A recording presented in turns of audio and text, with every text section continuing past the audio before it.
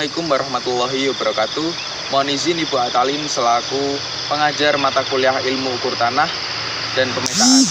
Pada kesempatan kali ini saya Ntar 2101222 kelas DD115 akan menjelaskan beberapa hal terkait alignment horizontal, alignment vertikal, dan kontur tanah terhadap jalan yang ada di daerah saya, yaitu di daerah Kabupaten Nganjuk, Provinsi Jawa Timur. Video ini dibuat dalam rangka memenuhi tugas besar kedua mata kuliah ilmu ukur tanah dan pemetaan pada semester 2 tahun akademik 2021-2022. Saat ini saya sedang berada pada jalan yang menunjukkan suatu alignment horizontal, yaitu berupa jalan yang menikung atau berbelok. Seperti kita lihat pada belakang saya, alignment horizontal adalah terasa suatu jalan yang merupakan garis proyeksi sumbu jalan tegak lurus pada bagian peta. Jalan ini berada di Kecamatan Nguyu, Kabupaten Nganjuk, atau lebih tepatnya perbatasan dengan Kecamatan Gondang.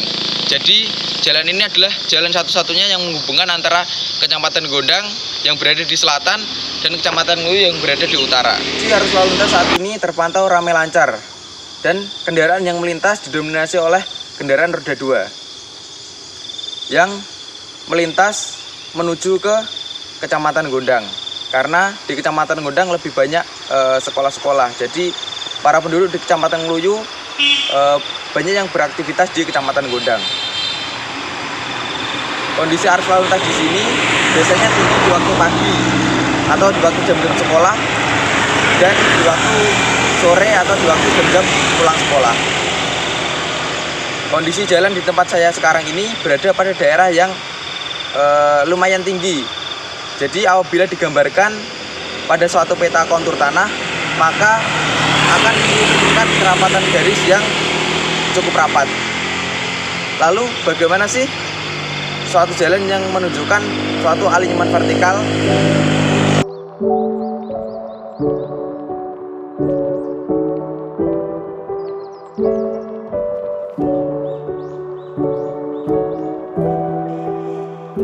Baik, pada saat ini saya telah berpindah lokasi. Sekarang saya berada di suatu jalan yang menunjukkan alignment vertikal, yaitu sebuah jalan yang berbentuk tanjakan atau turunan. Seperti kita lihat pada belakang saya. Alignment vertikal adalah perpotongan bidang vertikal dengan bidang permukaan perkerasan jalan melalui sumbu jalan untuk jalan dua laju, dua arah, atau melalui tepi dalam masing-masing perkerasan untuk jalan dengan median. Jalan tempat saya berdiri sekarang ini berada di Desa Nguyu, Kecamatan Nguyu, Kabupaten Nganjuk, Jawa Timur.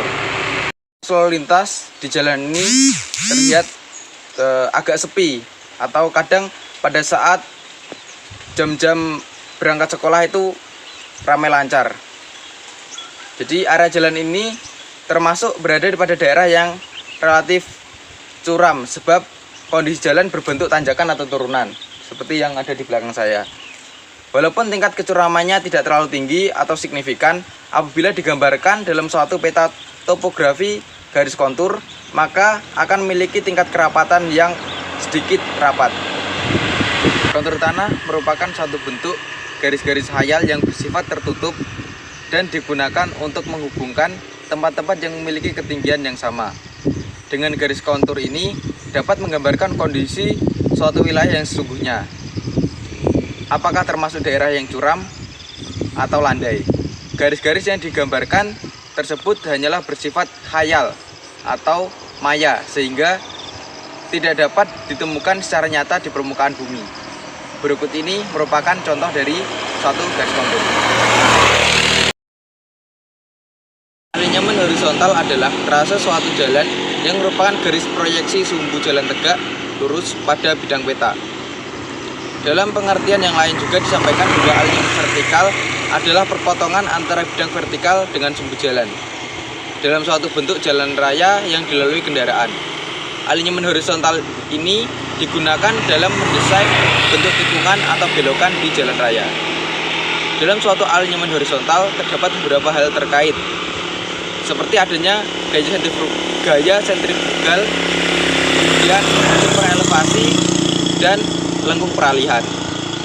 Gaya sentrifugal adalah gaya ketika benda bergerak melingkar dengan arah yang menjauh atau keluar lintasan lingkaran. Adanya gaya sentrifugal akan mendorong kendaraan dan isinya keluar dari lajur yang telah ditentukan. Gaya yang dapat mengimbangi gaya sentrifugal adalah gaya gesek antara ban dan jalan, serta beban dari kendaraan. Sementara itu, super elevasi adalah kemiringan pelintang di tikungan yang bertujuan untuk mengimbangi gaya sentrifugal yang diterima kendaraan pada saat melalui tikungan, sehingga dapat memberi keamanan dan kenyamanan saat berkendara.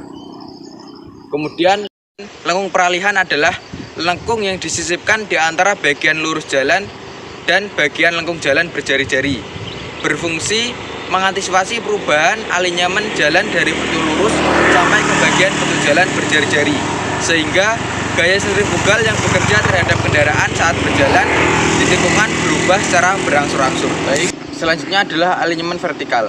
Alinyemen vertikal memiliki pengertian suatu perpotongan bidang vertikal dengan bidang permukaan perkerasan jalan melalui sumbu jalan untuk jalan dua laju, dua arah, atau melalui tepi dalam masing-masing perkerasan jalan untuk jalan dengan median.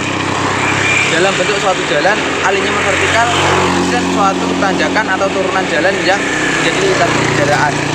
Dalam suatu alinyemen vertikal, terdapat beberapa hal terkait kelandaian alinyemen, lingkungan vertikal cembung, dan lingkungan vertikal cekung. Kelandaian alinyemen vertikal atau kelandaian jalan adalah turunnya jalan yang dikatakan dalam bentuk %. Kelandaian plus sekian persen berarti jalan itu naik dan sebaliknya. Lengkung vertikal pada jalan raya merupakan suatu lengkungan yang dipakai untuk mengadakan peralihan secara berangsur-angsur dari suatu landai ke landai berikutnya. Sedangkan lengkung vertikal cembung yaitu ketika PVI di atas permukaan jalan, sementara lengkungan vertikal cekung apabila PVI-nya di bawah permukaan jalan. Cukup sekian yang dapat saya sampaikan. Terima kasih. Mohon maaf bila banyak kurang lebihnya. Sekian dari saya, dari Taufik Walhidayah. Wassalamualaikum warahmatullahi wabarakatuh.